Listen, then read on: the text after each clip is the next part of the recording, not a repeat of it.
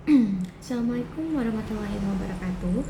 Perkenalkan, nama saya Jessica Olivia dengan NIM 40122111093. Di sini saya akan menganalisa terkait dengan video yang sudah diberikan dan dikaitkan dengan materi pelanggaran HAM berat. Pelanggaran HAM berat merujuk pada kejahatan serius yang melanggar hak asasi manusia, termasuk genosida, kejahatan terhadap kemanusiaan, kejahatan perang, dan agresi.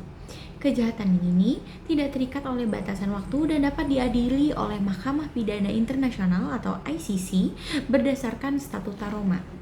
Statuta Roma yang diadopsi pada tahun 1998 memberikan ICC yurisdiksi untuk mengadili pelaku pelanggaran ini, bahkan jika negara tersebut tidak meratifikasi statuta. Namun, ICC hanya dapat bertindak jika negara tersebut tidak mampu atau tidak mau mengadili pelakunya sendiri. Pelanggaran HAM berat merujuk pada kejahatan serius yang melanggar hak asasi manusia seperti genosida, kejahatan terhadap kemanusiaan, kejahatan perang, dan juga agresi. Kejahatan-kejahatan ini dianggap sebagai kejahatan internasional yang tidak terikat oleh batasan waktu. Artinya, pelaku dapat diadili meskipun peristiwa tersebut terjadi bertahun-tahun yang lalu. Mahkamah Pidana Internasional atau ICC yang didirikan berdasarkan Statuta Roma yang diadopsi pada tahun 1998 memiliki yurisdiksi untuk mengadili pelaku-pelaku pelanggaran ini. Statuta Roma memberikan ICC kewenangan untuk mengadili individu yang terlibat dalam pelanggaran HAM berat. Bahkan jika negara tempat pelaku berasal tidak meratifikasi statuta tersebut. Hal ini dimungkinkan karena kejahatan-kejahatan tersebut dianggap sebagai pelanggaran yang merugikan masyarakat internasional secara keseluruhan. Namun, ICC hanya dapat bertindak jika negara yang bersangkutan tidak mampu atau tidak mau mengadili pelaku-pelaku kejahatan ini di tingkat nasional, yang dikenal dengan prinsip complementarity. Dengan kata lain, ICC berfungsi sebagai pengadilan, yaitu cadangan, setelah sistem peradilan nasional gagal menjalankan kewajibannya. Di sini saya akan melanjutkan juga terkait dengan materi atau yang sudah diberikan, yaitu penyintas Ian Fu, yang merujuk pada wanita-wanita yang menjadi korban perbudakan seks oleh militer Jepang selama Perang Dunia II, yang sering disebut sebagai comfort woman atau wanita penghibur. Istilah Ianfu dalam bahasa Jepang untuk wanita penghibur mengacu pada perempuan yang dipaksa menjadi budak seks dalam jaringan sistem prostitusi militer yang diselenggarakan oleh pemerintah Jepang. Ribuan perempuan dari berbagai negara termasuk Korea, Tiongkok, Filipina, Indonesia, dan negara-negara Asia lainnya menjadi korban perbudakan seksual yang sistematis selama periode perang tersebut.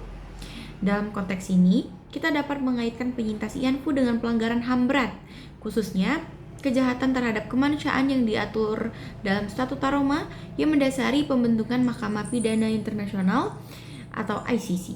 Berikut adalah analisanya yang menghubungkan fenomena ini dengan pelanggaran HAM berat dan penerapan Statuta Roma.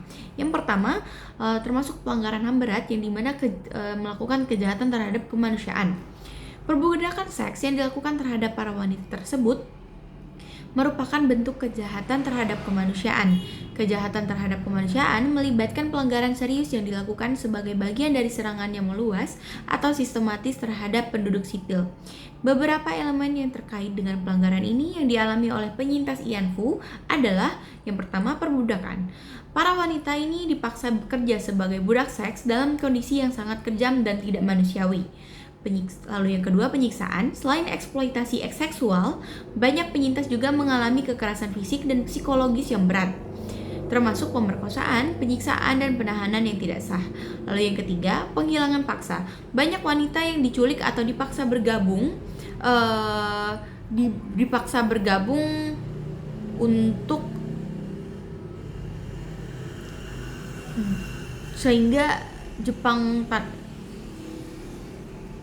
bergabung dengan jaringan militer Jepang tanpa persetujuan mereka, sehingga ada unsur penghilangan paksa. Perlakuan tersebut para wanita Ianfu jelas termasuk dalam kategori kejahatan terhadap kemanusiaan karena dilakukan dalam skala besar dan terorganisir sebagai bagian dari kebijakan militer Jepang selama perang. Lalu yang kedua, Statuta Roma dan penerapannya terhadap kejahatan terhadap kemanusiaan. Statuta Roma yang diadopsi pada tahun 1998 adalah perjanjian internasional yang memberikan dasar hukum bagi Mahkamah Pidana Internasional atau ICC untuk mengadili kejahatan internasional. Statuta ini mengatur beberapa jenis pelanggaran yang dianggap sebagai kejahatan internasional, termasuk kejahatan terhadap kemanusiaan yang meliputi perbudakan, penyiksaan, pemerkosaan, dan bentuk-bentuk kejahatan seksual lainnya. Lalu dalam pasal 7 Statuta Roma mengatur tentang kejahatan terhadap kemanusiaan yang di dalamnya terdapat beberapa jenis tindakan yang relevan dengan pengalaman penyintas IANFU. Yang pertama ada pasal 7 ayat 1 huruf C, yaitu tentang penyiksaan.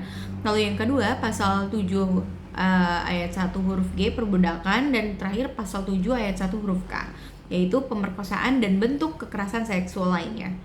Jika ICC memiliki yurisdiksi, pelaku kejahatan terhadap para wanita ini dapat diadili atas tindakan perbudakan seks dan kekerasan yang mereka alami.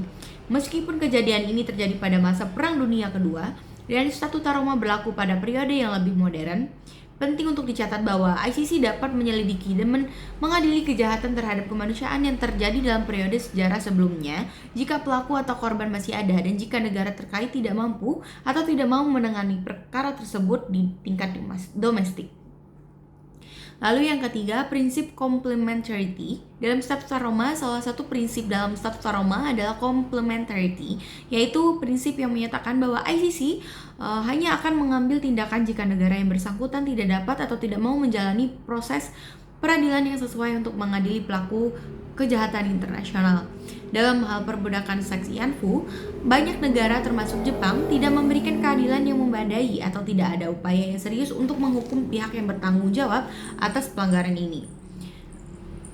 Meskipun ada upaya di tingkat domestik dan internasional untuk mendapatkan keadilan bagi para penyintas, hingga kini banyak korban yang belum mendapatkan reparasi yang layak. Jika negara yang terlibat gagal untuk mengadili pelaku atau jika proses peradilan nasional tidak dapat dilakukan, ICC dapat melakukan penyelidikan lebih lanjut dan mengadili para pelaku. Hal ini menunjukkan pentingnya ICC dalam menyediakan jalan bagi penyintas yang tidak mendapatkan keadilan di tingkat nasional.